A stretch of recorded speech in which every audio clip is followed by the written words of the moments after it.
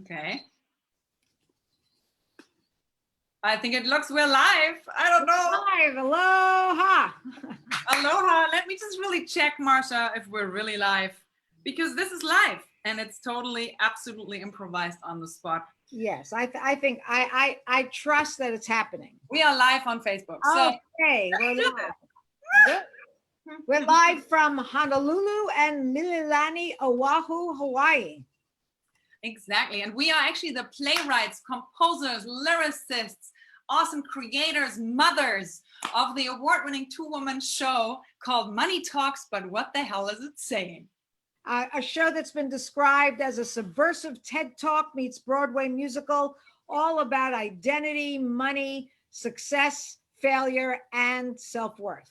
And as you can imagine, we are stage performers because it's theater, it's Broadway. And so the beginning of this year, we got the good news that we were booked at the local Broadway theater, Manoa Valley Theater. And then in March, the lockdown came, the curtains closed, the stages collected dust. And there we were, and we didn't really know what to do. So Marsha, tell them what happened. Well, so talk about every theater on the face of the earth shutting down. We refused to give up, and we realized that we had a really good professional video of the musical. It's a 2-act musical from a sold-out performance at the Honolulu Museum of Art's Doris Duke Theater. So we decided to launch a germ-free world tour to take the show and its beautiful message that we all have inherent value all over the world by partnering with corporations, companies, and nonprofits who want to really make use of the show's themes and all the, and it's an entertaining show. And so this month is October, as we know, and it's also Domestic Violence Awareness Month. And so we partnered with a wonderful women-owned company called Purse Power, purse, like you're carrying your purse, Purse Power, and to honor and support domestic violence initiatives and programs. And so tickets are being sold to see our show, and a portion of the ticket sales goes to these programs as well as to Purse Power. Take it away, Lucy. Exactly. And, I mean, there's no, more potent time really than right now, where the money topic is so on the forefront. Yeah, everybody left and right. There is, money workshops, money experiences, because it's really right now, everyone has the topic. It's up for everybody because a lot of people lost their jobs. A lot of people, lost their livelihoods. They can't pay their rent. There's so much uncertainty because the world is changing. The economy is changing. Everything is changing. Most of the businesses are moving online. And so here we were, Marsha and I, usually always ahead of our time. With our musical, we always felt ahead of our time. And I think this is such a potent message for everyone to really watch this musical. I'm really putting it out there to you, It's, first of all, if you want to support something beautiful like Purse Power, but also if you want to support yourself and really start pondering these questions. What does it really mean to have success? What does it really mean, to be a failure? Is there even such thing, right? To really look into, am I dependent on the likes on social media? Am I my bank account? Does the amount of money in my bank account really define who I am at my core? And so that's really what we are, offering with this show. And we're really taking money to a different level, right, Marsha?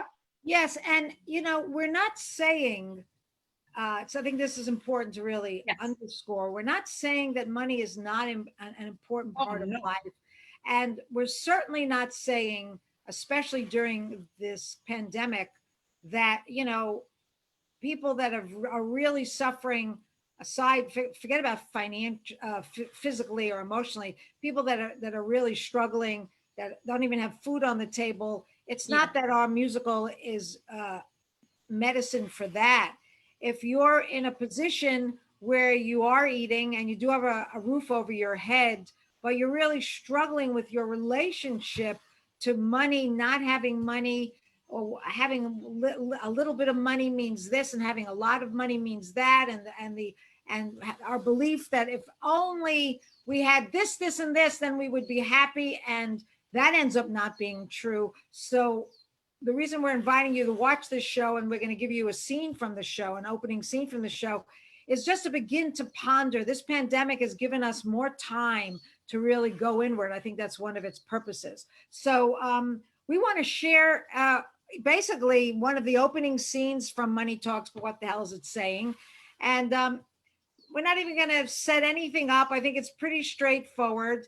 And you're going to hear a song. And then we're going to reflect on the scene, and hopefully you'll reflect on it as well. And one thing I really want to say before I share the scene is that, you have to imagine Marsha and I, we met like about 7-8 years ago, and we were both, starving artists, and we definitely very much were bought into the idea. And we had our problems with money, and we had our judgments around money, and we were maybe even subconsciously refusing money. And so we decided to channel all of that into this musical. So what you really see right now is kind of like one of our first songs that we wrote in the show. It was this, what is the problem with money in this world? Really, kind of pondering that. So enjoy. I'm going to share the screen. Before you do it, I'll just say one other thing to set it up a little bit is that when Lucy and I met, what we decided to do was to, as she said, to channel our financial woes. And we initially wrote a draft of a Broadway musical all about money that was not about us. It wasn't autobiographical at all. We had characters and things like that.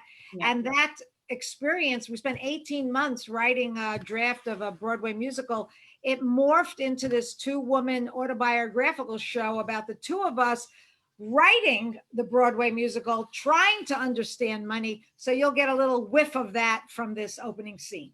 Exactly. And because this is our first time, you're going to see my screen first, and it's going to look a little weird before we can figure it out, but that's just how we roll, because we are women of action. Here we go. Hallelujah. Okay, share the screen, share screen sound. I'm gonna do it. All righty, here we go. This is the scene. Here we go. Okay, folks, every time you hear that music, you got to imagine you're sitting in a Broadway theater in New York City in those expensive plush red velvet seats. Curtain comes up on a dark stage. We see a flickering neon sign that says Mountain Coin, Finances and Accounting Department. Lights come up on an Olympus-like setting filled with all kinds of glittering money machines. We've got ATMs, slot machines, cash registers, safes, even piggy banks. The spotlight falls on one of the money gods, Alice. Alice is Mountain Coin's bisexual money god in charge of all the world's ATM machines because Alice likes taking it in and giving it away. Now, the thing you need to know about Alice is that she loves drama and she's very envious of the human experience. The spotlight follows Alice as she slithers down the pole stripper style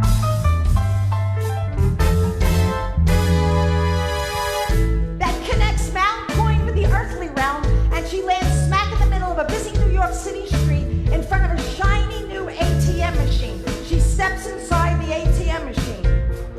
The lights come up. Customers line up. They start pushing and shoving. An old lady gets her pocketbook stolen by a thief. Over there by the 3-card Monte stand, a big fight breaks out. Over there by the newspaper stand, a lady starts screaming hysterically because she thinks she won the lottery. Sirens blare, police show up, all hell breaks loose. And it turns Alice on.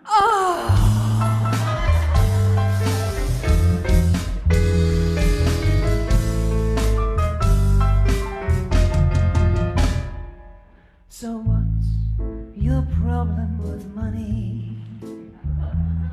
You can't seem to figure it out.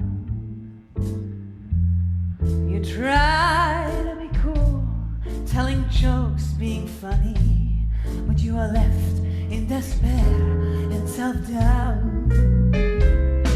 It's so confusing, you've trouble using money, money, money.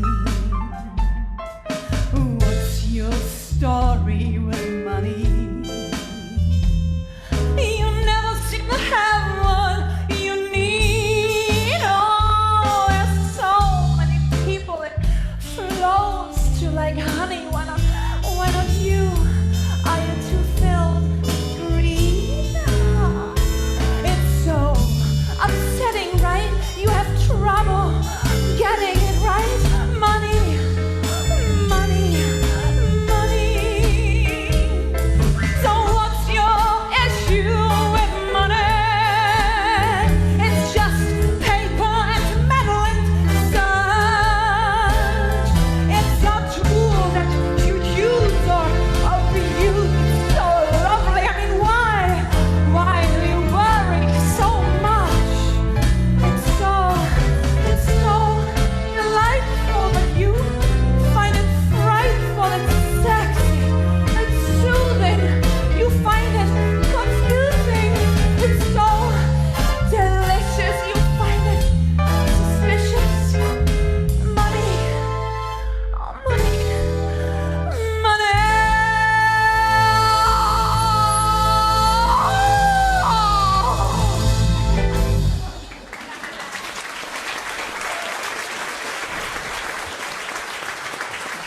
Oh, wow. Huh?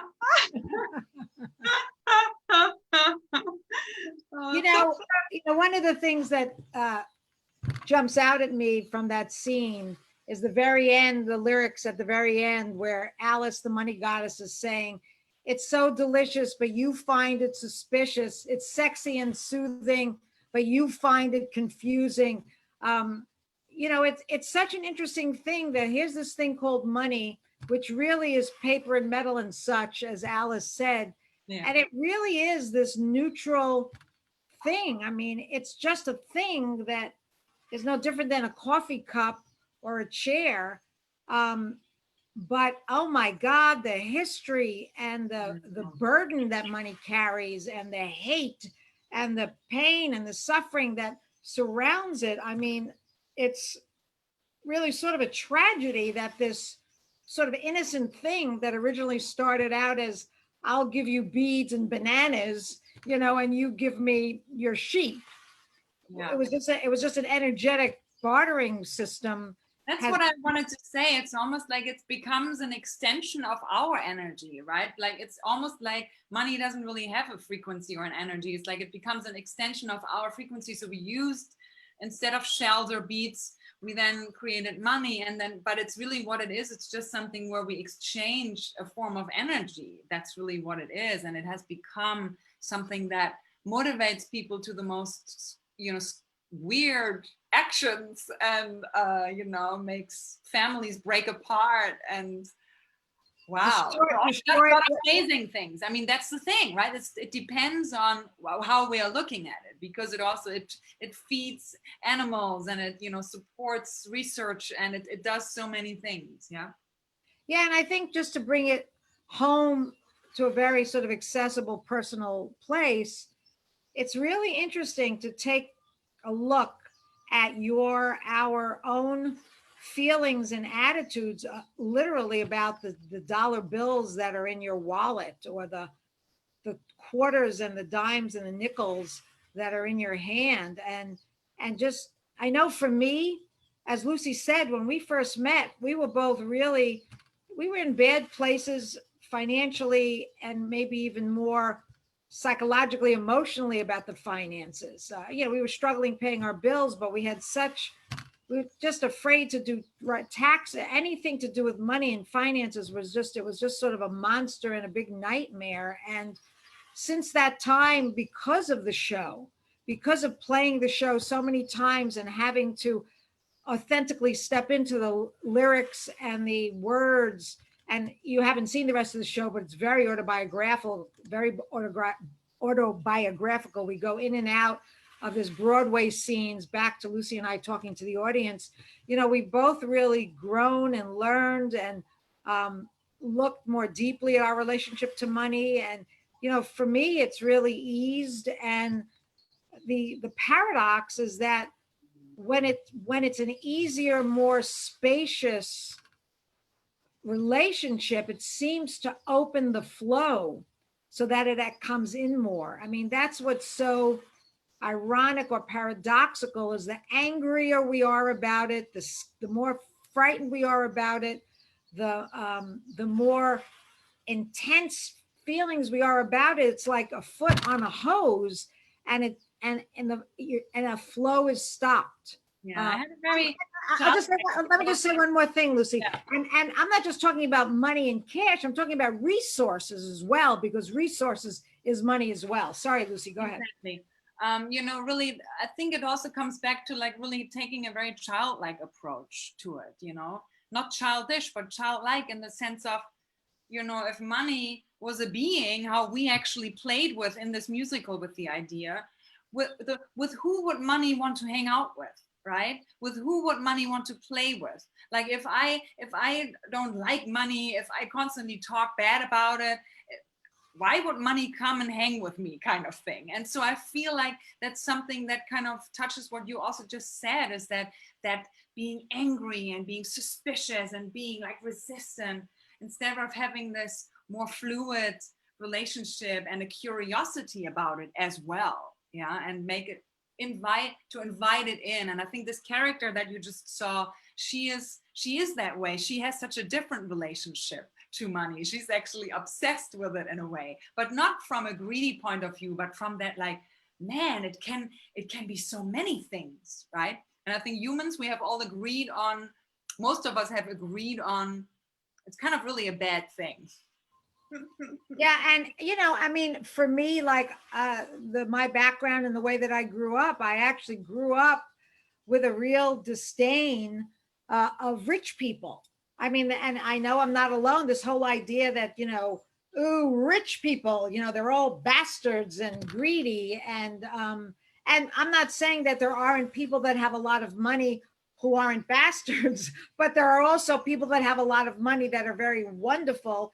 And there are people that have no money that are jerks, and people that have no money that are wonderful. Exactly. So, I mean, I think we have to begin to kind of wade through the only way to begin to untangle this money thing is you have to start here.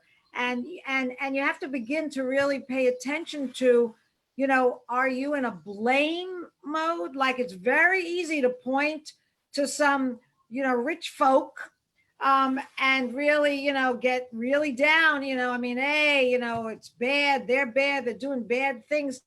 I'm not saying that people that have money and power are not doing, quote, bad things, but what is that? That doesn't help you wade through your own personal feelings and beliefs to reach, as Lucy said, a more childlike, open-hearted relationship with it. And again, it's not just cash, it's also resources, especially in these times.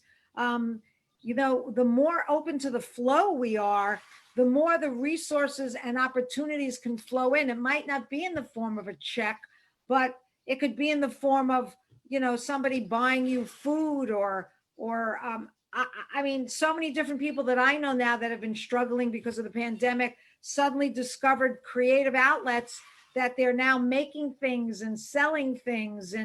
But that creativity and that imagination and that solution-oriented energy will not show up if we're so locked into our anger and our fear and all the stuff about everything to do with money.